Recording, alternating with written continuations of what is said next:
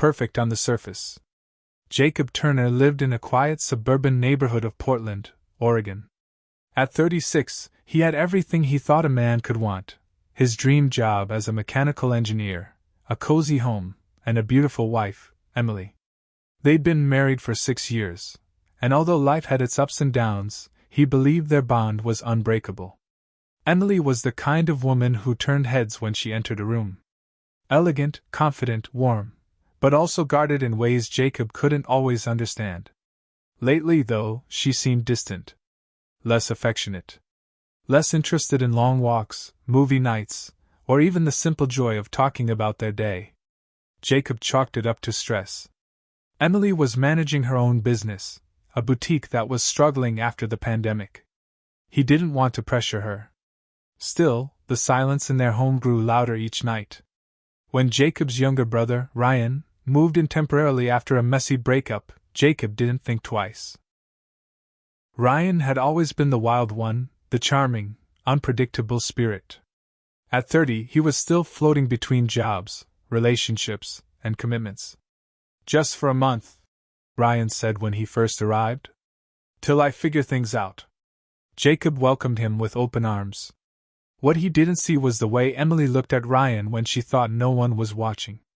Part 2: The Spark Beneath the Surface. Emily had always been loyal, or so she told herself. But when Ryan entered their home, something stirred inside her. It wasn't love. Not at first. It was the thrill, the temptation of something raw and chaotic. Where Jacob was calm, Ryan was fire. He made jokes at the dinner table, made her laugh in ways Jacob hadn't in years. He noticed when she wore a new dress, complimented her perfume, looked at her like she wasn't just a wife, but a woman. It started innocently. Late-night talks in the kitchen. Shared smirks during family dinners. But lines blurred. One rainy evening, Jacob had to work late. Emily and Ryan were left alone, sipping wine, sitting a little too close on the couch. "You ever wonder what your life would have been like if you made different choices?" Ryan asked, his voice low. Emily met his eyes. "Every day." That night, something happened that couldn't be undone. It didn't happen all at once. It was a slow slide, a stolen glance here, a lingering touch there. Then came the night when Jacob was out of town for a conference. Emily and Ryan had the house to themselves. They didn't plan it, but when it happened, either stopped. Emily told herself it was just a mistake. A one-time lapse of judgment. But it wasn't. The affair became a hidden rhythm in their lives. Quick kisses when Jacob was in the shower. Late-night rendezvous while he slept upstairs. Ryan made her feel alive, seen, wanted. Jacob, meanwhile, remained clueless. He was planning a surprise vacation to rekindle their relationship. He thought Emily was just tired. Distant. He never suspected his own brother. But secrets never stay hidden forever. Part 4: Cracks in the Foundation. Jacob began noticing things, small at first. Emily smiled at her phone more often, but never let him see the screen. Ryan became more protective of his space, disappearing for hours with no explanation. Then came the night Jacob found Emily's scarf in Ryan's room. She said she must have left it there while cleaning, but Jacob's gut told him otherwise. He didn't confront them.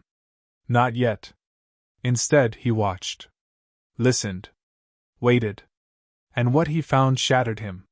One night, he installed a small camera near the kitchen. What he saw days later broke him beyond words. Emily and Ryan kissing, whispering, touching like lovers. His own wife.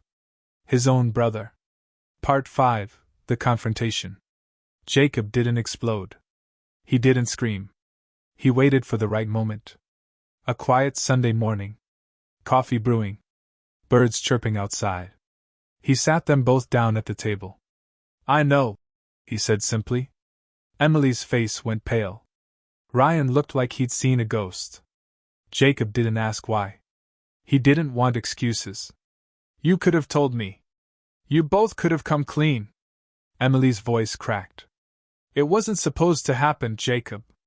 "I swear," Ryan added. "We didn't plan this. It just happened. That's the problem, Jacob said. You let it happen. You chose to betray me. Not once, but over and over again. Emily broke down. Tears streamed down her face. I'm sorry. I didn't mean to hurt you. Jacob stood.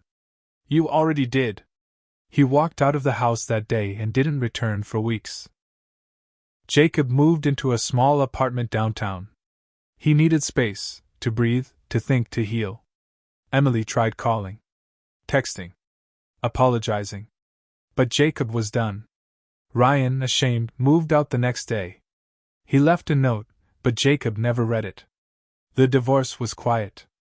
Jacob didn't want revenge. Just freedom. Years passed. Jacob eventually found peace. Therapy helped. So did distance. He focused on work, rebuilt his confidence, and slowly opened his heart again.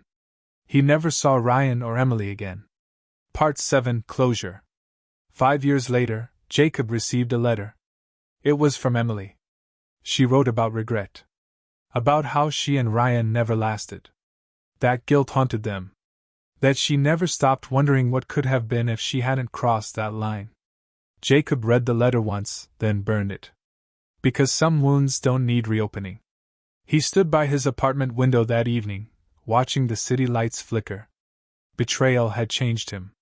But it hadn't broken him. He was still standing. Stronger. Wiser. And free.